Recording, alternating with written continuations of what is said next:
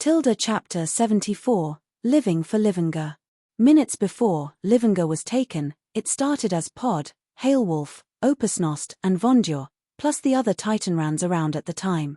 Ones that are up for fighting while the rest had to be placed in a safe area including younger Titanrans. The defenses were set, including both vegetation as well as Pod maintaining and generating ice and water to add to the defenses. Hailwolf and Opusnost are nearby Pod, and Vondur plus the rest of the Titanrans circle the whole area. They wait and wonder about Dian's contact. And Dian sends a text stating that they are currently fighting both Xionthor and his father Vatar down on Earth. But Vatar at one point was seen contacting other allies, making the Livingar defense wise if other nasty fighters were coming, and they are right. Ikran, Astroidon, Ravikon, and B have arrived on the Titanran planet. Ikran, who is a temporary lead, tells all the good guys to stand down, but of course, no one is giving in. And so the fight begins, the vegetation. Plus, Pod's powers act as the primary long-range attack. But Ikran and the others divide to avoid the plants and Pod abilities and then manage to fight against the Titanrans. Despite the effort from the Titanrans, the goons make a good start, also able to knock away or dodge the Titanrans' controlled vegetation despite how much there is of it. Ikran and Ravikon are the quicker ones, as well as using their abilities to slice the vines away, while B not only tries to shoot at the vines from a distance, but both he and Astroidon are strong enough to whack the vines away or pull them apart. To add to the defense, Hailwolf and Pod form projectiles like quills and icy balls of fire to make it harder for the goons. Thanks to them working better as a team compared to the Legion, not only dodging these projectiles but whacking them away or whacking them back to the Legion, adding to the difficulty. Beforehand, Opusnost and Hailwolf have nerves about fighting, because Opusnost hasn't been in a proper fight in ages. Hailwolf is still nervous about her race, and Pod try and reassure them, even going as far as stating that those flaws are what will affect their performance. And Pod ends up being right. Not to mention Opusnost never let Hailwolf help him due to Opusnost being eager to keep Hailwolf away from him, adding to the failure of this fight. As well as the vegetation and Pod's powers acting as an outside defense, the entrance of the mountain, consisting of Livingar and the progress of the growing races inside containers, was bricked up well. But what was bricked up crumbled no thanks to a blast from BS Blast from his mace, adding to the panic of the fight. Before Livingar was lost, there were some successful aspects, such as the fact that Vondur manages to take down Astroidon with some help from Opusnost as he uses his temporary invincibility. He also uses blades to get an upper hand, bringing some confidence he could fight someone as strong as Xionthor. Hailwolf beats a fight against Ravikon, which was an animalistic fight.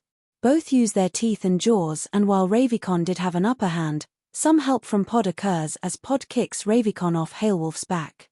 Hailwolf then uses his quills to harm Ravikon, and Hailwolf then delivers a finishing bite, killing Ravikon.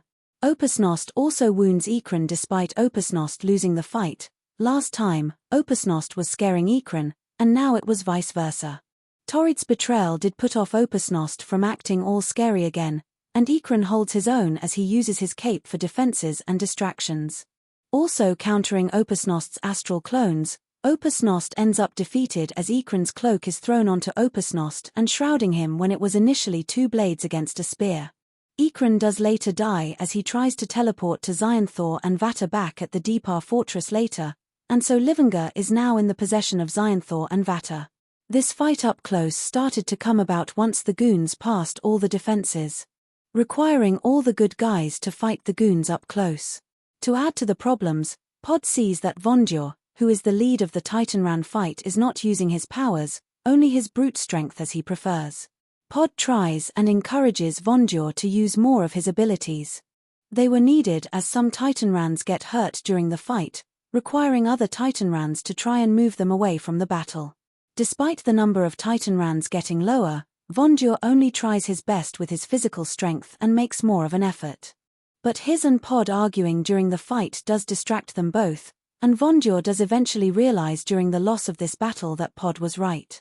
If solving any difficult situation, a wide range of abilities are required instead of a chosen few. As Ikran was making his way to Livingar, He saw that one of the only allies to come about from the Titanran's cloning progress was an Arawak, a race Ikran is familiar with. Knowing where this world is at, knowing they were dangerous and had to be extinct, the Titanrans have also labeled each growing pod to tell which one is which. With each label written in their language which Ikran can read too, he is very good with languages.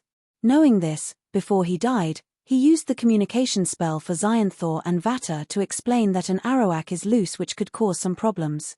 Knowing the race, Xyanthor and Vata consider going to the Arawak's world, especially as the Titanrans and Legion are working together thanks to an update after the Nahashtu fight. This means that Hamota could be in the Arawak's world if it wasn't on Earth. Pod was the quickest member to chase after Ikran, which enabled him some speed boosts thanks to control on its own, creating gushes of wind to move him forward while Pod keeps forming ice to slide on.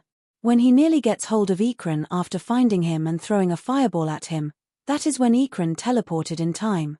Finally, B was taken away by Pod's powers, frozen, burnt and drenched in water, mainly undertaken by the projectiles as he was tangled in vines too, slowing him down. B tries to move his way through while firing blasts from his mace. But he later loses his soul from the amount of damage alongside squeezing from the Titanran's vines. But now Livingar is lost, and most of the Titanrans are hurt. Vondur is certainly not impressed. Not only did the flaws of Hailwolf and Opusnost get on top of themselves, but without Nicole. The aspect of teamwork and strategy is somewhat missing. Despite the loss of one element, Pod has an idea to take all the available forces to the Morphil planet, considering that is where Viber is at.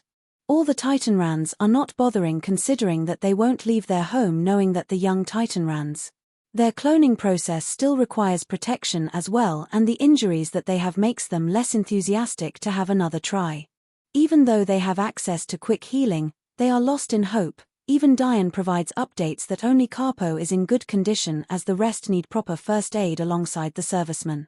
Not to mention that Diane needs a star to fly again as the president remembers there are some spare stars at the base somewhere in the rubble, turning the star search into the main objective, and even Retron has died.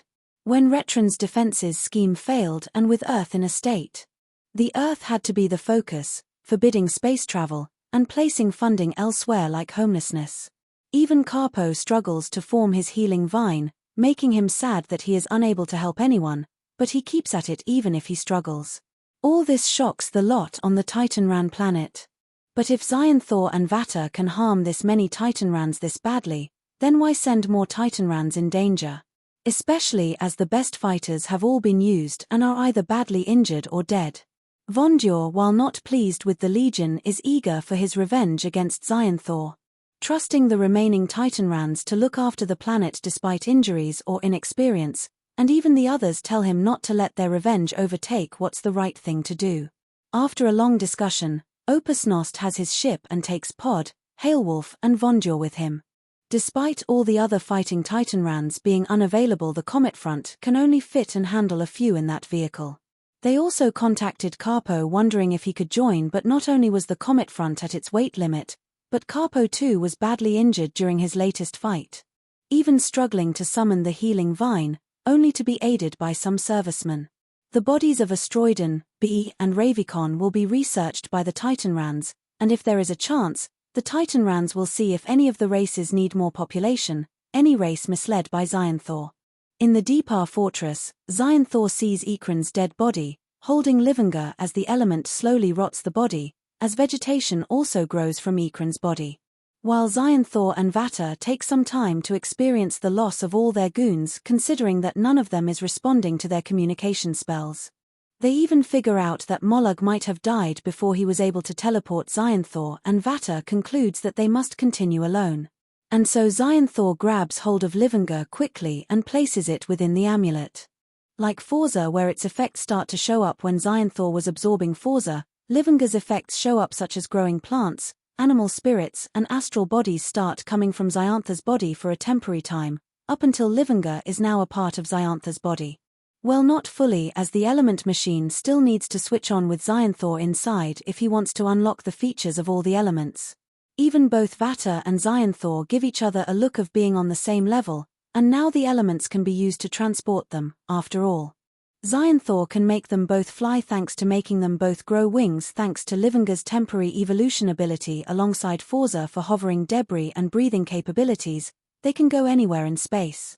As all of this happens, Vata is back in the Deepar fortress after so long, getting nostalgic, remembering a lot of memories such as him and others making the fortress itself. The first time training took place and how it was a good home overall for him, Xyanthor and more. Even other races that used to be Vatus or Xyantha's allies have entered this building too.